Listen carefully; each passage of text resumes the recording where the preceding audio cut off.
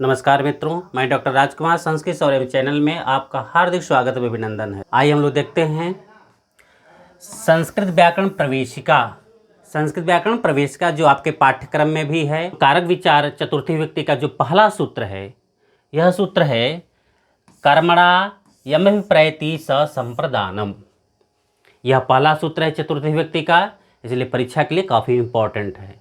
परीक्षा में बहुत से प्रश्न इससे पूछे जाते हैं, तो आप इसको देखिए, एक एक गहराइयों को पकड़िएगा और हम लोग पूरे इसको अच्छे से अध्ययन करेंगे। जो परीक्षा के दृष्टि से कैसे कैसे क्वेश्चन पूछेगा उस पर हम लोग चर्चा करेंगे। तो जो सूत्र है कर्मणा यमभिप्रैति स संप्रदानम, यह सूत्र यदि पूछ दे किस विभक्ति से संबंधित है तो आप बताना चतुर्थी विभक्ति से संबंधित है। यहाँ तक क्लियर हो गया? किस विभक्ति से संबंधित है? चतुर्थी विभक्ति से संबंधित है। इसी सूत्र को समझने के लिए सिद्धांत कौमुदी का कारक प्रकरण की जो वृत्ति है उस पर थोड़ा हम लोग विचार कर लेंगे, तो ये सूत्र समझने में हमें और आसानी होगा। वृत्ति में क्या दे रहे हैं? कह रहे हैं कि दानस्य कर्मणा यम अभिप्रैति स संप्रदान संज्ञः स्यात्। और सूत्र में क्या है? सूत्र में है कर्मणा यम अभिप्रैति स संप्रदानम। नया क्या जोड़ा गया वृत्ति में?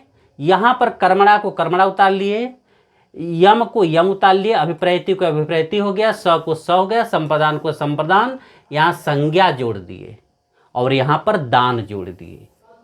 वृत्ति में दो पद यहाँ पर हमें प्राप्त हो रहा है, एक तो दान प्राप्त हो रहा है और एक संज्ञा प्राप्त हो रही है। अर्थात संज्ञा समय बोध हुआ कि यह जो संप्रदान यहाँ पे हो रहा है वो संज्ञा का विधान करेगा। किसका विधान करेगा? संज्ञा का विधान करेगा। जब ये संज्ञा का विधान करेगा तब यह उपपद विभक्ति, कारक विभक्ति, क्रम प्रवचनी तीन विभक्तियां प्राप्त होती हैं। उसमें से यह कारक विभक्ति हो जाएगी। कौन सी विभक्ति हो जाएगी? ये कारक विभक्ति हो जाएगी। क्लियर हो गया? एक क्वेश्चन यहां से बन गया। केवल हमें संज्ञा प्राप्त हो गया, संज्ञा से बोध हो गया कि यह कौन सी विभक्ति होगी? यह कारक विभक्ति होगी। यहां पर जो दान शब्द आया हुआ है, दूसरा पद जो दे रहे हैं दान शब्द, दान शब्द से हमें हुआ कि कोई दान क्रिया होगी तभी चतुर्थी होगी, अन्यथा चतुर्थी विभक्ति नहीं होगी। दान क्रिया का बोध होना चाहिए, वाक्य में दान क्रिया होगा तभी चतुर्थी होगी। तो यहां पर हो गया कि दान रहेगा और कर्मणा कर्म, यम जिसको अभिप्रेत कर्ता, जिसको अभिप्रेत करना चाहता, संतुष्ट करना चाहता है, उसी की वह पद संप्रदान संज्ञा कहलाएगा। वह पदार्थ क्या कहलाएगा? संप्रदान संज्ञा कहलाएगा। तो इसी को संस्कृत व्याकरण प्रवेशिका की व्याख्या बाबूराम सक्सेना कैसे लिख रहे हैं इसको देखिए।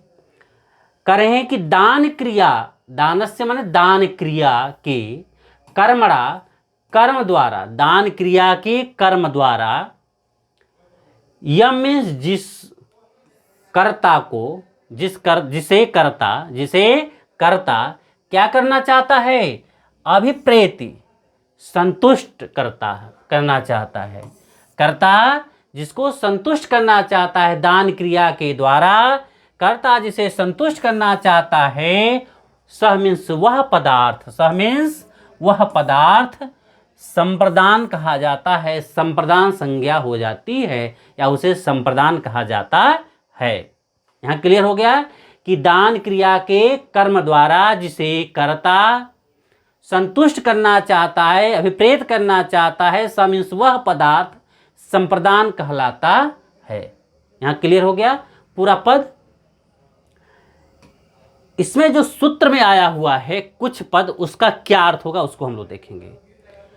कह रहे हैं कि सूत्रस्थ, सूत्र में आया हुआ जो कर्मणा पद है, सूत्र में आया हुआ जो कर्मणा पद है, इसमें कौन सी विभक्ति है? तृतीया विभक्ति है। यदि परीक्षा में पूछ दे आपसे कि सूत्र में आया हुआ कर्मणा जो पद है कौन सी विभक्ति है, तो आपको मालूम हो गया तृतीया विभक्ति है। कौन सी तृतीया है? तो करण के अर्थ में। किस अर्थ में तृतीया? यहाँ पे कह रहे हैं कि करण में तृतीया है। परीक्षा में पूछ दे कि सूत्रस्थ आया हुआ कर्मणा में कौन सी तृतीया है? करण में तृतीया है, संप्रदान में तृतीया है, अधिकरण में तृतीया है, कर्म में तृतीया है, तो कौन सी तृतीया यहाँ पे हुई है? तो यहाँ पर करण के अर्थ में तृतीया हुई है, नहीं तो बच्चे मार देंगे कर्म के अर्थ में तृतीया हुई है। किन इसमें तृतीया किस में हुई है? करण के अर्थ में तृतीया हुई है। आप ये जानते रहिएगा। क्लियर हो गया यहाँ तक? अगला इसी में सूत्र में आया हुआ है अभिप्रैति। अब करें अभिप्रैति में जो अभि शब्द है, अभिप्रैति में जो अभि शब्द है इसका क्या अर्थ है? तो अभि शब्द का अर्थ यहाँ पे अभिमुख लिया जाएगा। क्या लिया जाएगा? अभिमुख लिया जाएगा यहाँ पे। और प्रैति में जो प्र शब्द आया हुआ है, प्र का क्या अर्थ होगा? तो दे रहे हैं कि प्र का जो अर्थ है वह यहाँ पे प्रकर्ष है। प का क्या अर्थ है? यहाँ पे प्रकर्ष है। और जो संप्रदान यहाँ पे आया हुआ है, यह संप्रदान कैसा संप्रदान है? सूत्र में आया हुआ जो संप्रदान है कैसा संप्रदान है? तो यह अन्वर्थ संज्ञक है। क्या है यह? अन्वर्थ संज्ञक है यह। अर्थात ये अन्वर्थ संज्ञक क्या होता है? अब ये प्रश्न उठता है कि अन्वर्थ संज्ञक क्या होता है, क्यों संप्रदान को यहाँ पे अन्वर्थ संज्ञक कहा गया? तो आप जानते हैं कि क्या है कि कर्मणा यमप्रैति स संप्रदानम, यह एक सूत्र है। सूत्र की परिभाषा है कि अल्पाक्षरम संदिग्धम सार्वतविष्टो मुखम। सूत्र क्या होना चाहिए? अल्पाक्षर होना चाहिए, छोटा होना चाहिए, अभिप्रेत होना चाहिए। और यहाँ पर सूत्र क्या है? बड़ा सूत्र है। इतना बड़ा सूत्र लिखा गया है। तब ये कह रहे हैं कि यह जो संप्रदान है संज्ञक, यह अन्वर्थ संज्ञक है, अर्थात अन्वय किया गया है। अन्वार्थ माने अन्वय का अर्थ दे रहा है पूरा, ये अन्वय के रूप में पूरा अर्थ दे रहा है। इसलिए परीक्षा में बहुत बार पूछा गया है कि यहाँ पे जो संप्रदान है कैसा संप्रदान है? तो अन्वर्थ संज्ञक संप्रदान है। क्यों? क्योंकि यह सूत्र पूरा अपना अर्थ बता रहा है। सूत्र क्या है? पूरा अर्थ अन्वय करके बताया गया है, इसलिए इसको अन्वर्थ कहते हैं। क्लियर हो गया यहाँ पे? इसके बाद करें यहाँ पर ये जो दान क्रिया मात्र का उपलक्षण है, ये जो यहाँ पर दान शब्द आया हुआ है ये किसका उपलक्षण है? मात्र का उपलक्षण है। केवल ये मात्र का उपलक्षण है। कहते हैं कि मात्र का उपलक्षण क्यों? इसलिए कि दान जब हम करेंगे, दाता जो दान करेगा, जब तक दान क्रिया में संप्रदान नहीं होगा, जब तक देने वाले का स्वामित्व खत्म नहीं हो जाता है, समाप्त नहीं हो जाता है। यदि जो वस्तु दाता दे रहा है तो जब दे रहा है तो उसका स्वामित्व जब तक नहीं समाप्त हो जाएगा तब तक दान क्रिया नहीं मानी जाएगी संप्रदान के लिए। जैसे रजक देवदत्त रजकस्य वस्त्रम ददाति, देवदत्त रजक को वस्त्र देता है। देवदत्त रजक को वस्त्र दे रहा है, किमर्थम, किस लिए? प्रक्षालनस्य कृते। कस्य कृते? प्रक्षालनस्य कृते, अर्थात धोने के लिए दे रहा है। क्या देवदत्त का स्वामित्व कपड़े से खत्म हो गया? नहीं खत्म हुआ। कपड़ा धोने के बाद रजक ला करके देवदत्त को वापस कर देगा। तो क्या यहाँ पे जो ददाती शब्द है, ददाती में इसकी वजह से दान क्रिया तो हो ही रही है, तो क्या रजक में चतुर्थी होना चाहिए? करें नहीं। यह जो ददाती है दान क्रिया मात्र का उपलक्षण है, अर्थात स्वामित्व जो है वह देवदत्त के पास बना रह गया, इसलिए संप्रदान नहीं हुआ। यही यदि कपड़ा देने वाला होता, उसका स्वामित्व खत्म हो जाता, तब वहाँ पे संप्रदान हो जाता। वही कह रहे हैं कि दान क्रिया मात्र का उपलक्षण है, केवल दान देने का जो स्वामित्व है वह समाप्त हो जाना चाहिए, तभी संप्रदान होगा, अन्यथा संप्रदान नहीं होगा। यहाँ तक क्लियर हो गया? ये पूरा सूत्र जो पहला सूत्र है परीक्षा की दृष्टि से हर पॉइंट पे आपको हम लोग चर्चा कर लिए हैं। अगला जब सूत्र आएगा इसी के बाद हम लोग चर्चा करेंगे, तो उदाहरण के साथ चर्चा करेंगे तो आपको अच्छे से समझ आ जाएगा। देखिए चतुर्थी विभक्ति का अगला सूत्र क्या है? कर रहे हैं चतुर्थी संप्रदाने। क्या दे रहे हैं? अगला सूत्र क्या है? चतुर्थी संप्रदाने अगला सूत्र है। यह सूत्र कह रहे हैं कि संप्रदान में चतुर्थी करता है। जहाँ जहाँ संप्रदान संज्ञा होगी वहाँ पे चतुर्थी का विधान करेगा। संप्रदाने, संप्रदान में चतुर्थी स्यात्, चतुर्थी विभक्ति होती है। जहाँ जहाँ संप्रदान संज्ञा होगा अर्थात कारक विभक्ति जहाँ जहाँ होगा वहाँ पर चतुर्थी विभक्ति का प्रयोग करेंगे। क्लियर हो गया। तो यह सूत्र कहता है संप्रदान संप्रदान में चतुर्थी होती है, अर्थात जहाँ जहाँ संप्रदान संज्ञा होगी वहाँ पर चतुर्थी विभक्ति का विधान करेंगे, अर्थात जहाँ पे कारक विभक्ति होगा वहाँ पे चतुर्थी विभक्ति का विधान करेंगे। अब आइए इसी पे थोड़ा हम चर्चा करेंगे जो कि परीक्षा में भी बहुत पूछा जाता है और बच्चे कंफ्यूज करते हैं। यह जो चतुर्थी विभक्ति संप्रदान में जो चतुर्थी विभक्ति होगी क्या ये अनभिहित में होगी या अभिहित में होगी। परीक्षा में पूछ दे कि अभिहित संप्रदान में कौन सी विभक्ति होती है, अभिहित संप्रदान में कौन सी विभक्ति होती है, चतुर्थी होगी, प्रथमा होगी, तृतीया होगी, द्वितीया होगी, सप्तमी होगी, कौन सी होगी, अभिहित चतुर्थी में। अभिहित जो संप्रदान है क्या है, अभिहित जो संप्रदान है ये अभिहित संप्रदान में कौन सी विभक्ति होगी, तो अभिहित संप्रदान में प्रथमा विभक्ति होगी। अभिहित संप्रदान में क्या होगी, प्रथमा होगी, अर्थात जो उक्त संप्रदान होगा, जो उक्त संप्रदान होगा उसमें कौन सी विभक्ति होगी, प्रथमा। उसी को बात यहाँ पे हम चर्चा करेंगे। ये बता रहे हैं कि अनभिहित अर्थात अनुक्त, अभिहित अनभिहित, अभिहित का अर्थ होता है उक्त, अनभिहित का अर्थ होता है अनुक्त। तो अनभिहित अनुक्त संप्रदान में ही चतुर्थी विभक्ति होती है।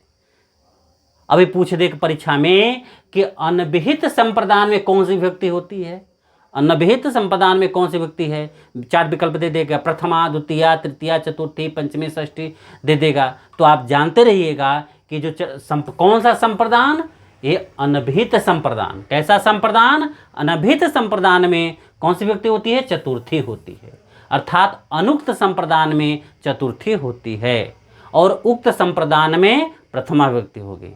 उक्त संप्रदान में क्या होगा, प्रथमा विभक्ति होगा। यहाँ तो क्लियर हो गया कि अनभिहित अनुक्त संप्रदान में चतुर्थी विभक्ति होती है।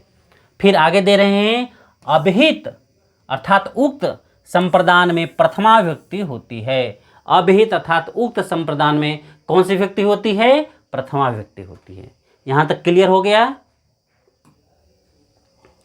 इसके बाद उदाहरण दे रहे हैं, उदाहरण से हम लोग अच्छे से समझ जाएंगे। उदाहरण दे रहे हैं कि विप्राय गाम ददाति, विप्राय गाम ददाति। कर्ता का आक्षेप कर लेंगे, देवदत्तः विप्राय गाम ददाति। देवदत्त ब्राह्मण के लिए गाम ने गाय ददाति मैंने देता है। क्लियर। उदाहरण, इस उदाहरण में जो ददाति दान क्रिया है यह मात्र का उपलक्षण है। देवदत्त जो गाय दे रहा है विप्र माने ब्राह्मण को, देवदत्त का स्वामित्व तो खत्म हो गया, अर्थात देने के बाद फिर गाय को लेगा नहीं। इसलिए देवदत्त जो दान क्रिया कर रहा है यह विप्राय को स्वामित्व खत्म करके गाय दे रहा है, गाम को दे रहा है। तो आप जानते हैं कि जो वहां पे दिया गया दानस्य कर्मणा, दान क्रिया के कर्म द्वारा, ये जो ददाती है, ये ददाती दान क्रिया के, ये गाम क्या है, कर्म है। कर्म के द्वारा, किसके द्वारा, कर्म के द्वारा। क्योंकि देवदत्त विप्र को क्या दे रहा है, कर्म दे रहा है, और कर्म क्या है, गाम है। तो ये जो गाय दे रहा है इसमें जो देने वाले का जो स्वामित्व है देवदत्त का वो समाप्त हो गया। अर्थात आपको लक्षण घटाना है यहाँ पे। तो देवदत्त दानस्य कर्मणा, दान क्रिया के कर्म द्वारा जिसको, यम जिसको, अर्थात विप्राय विप्र को क्या अभिप्रेति संतुष्ट करना चाहता है। क्या कर रहा है, विप्राय को खुश करना चाहता है, अभिप्रेति संतुष्ट करना चाहता है। सह मानी वह पदार्थ, अर्थात विप्र को क्या कर रहा है, वो खुश कर रहा है। तो वह पदार्थ अर्थात वह विप्र संप्रदान संज्ञा हो जाती है। तो ये विप्राय, विप्र की संप्रदान संज्ञा होकर विप्राय बन जाएगा और चतुर्थी संप्रदाने से यहाँ पे चतुर्थी विभक्ति का विधान हो जाएगा। यहाँ तक क्लियर हो गया। इस प्रकार से आपको उदाहरण को घटाना है। घटा लिए। वही चीज़ यहाँ पर बता रहे हैं आपको कि यहाँ गोदान जो है, क्या है, गोदान। यहाँ पर गोदान कर्म द्वारा विप्र को संतुष्ट करना चाहता है। किसको संतुष्ट करना चाहता है? विप्र को संतुष्ट करना चाहता है। तो गो यहाँ पर दान, जो गो दान दे रहा है, दान कर्म के द्वारा यहाँ पे जो कर्म है वो विप्र को संतुष्ट कर रहा है। ये क्लियर हो गया। इसी से संबंधित और एक उदाहरण दे रहे हैं जो बाबूराम सक्सेना में नहीं है, हम अलग से आपको दे दिए, पीछे नीचे बाबूराम सक्सेना लिखे हुए हैं। इसी को कह रहे हैं कि ब्राह्मणाय गाम ददाति, देवदत्त ब्राह्मणाय गाम ददाति, ब्राह्मण को गाय देता है। वही बात यहाँ पर भी कही गई है। मह्यम पुस्तकम देहि, देवदत्तः मह्यम पुस्तकम देहि। देवदत्त क्या करा? देहि, दान क्रिया कर रहा है। क्या? पुस्तक कर्म के द्वारा। पुस्तक किसको? मह्यम मुझको, मह्यम मुझको क्या दे रहा है? पुस्तक दे रहा है। तो यह जो यहाँ पे संतुष्ट कर रहा है, हमें संतुष्ट कर रहा है देवदत्त, इसलिए यहाँ पे चतुर्थी व्यक्ति का विधान किया गया है। यह 3 उदाहरण आपको इस सूत्र से संबंधित आपको मिल गया और तीनों आप घटा लीजिएगा। कहाँ पे करना है? परीक्षा के लिए बहुत इंपॉर्टेंट है, क्योंकि यह जो सूत्र है वह चतुर्थी व्यक्ति का पहला सूत्र है और परीक्षा के दृष्टि से काफ़ी इंपॉर्टेंट है।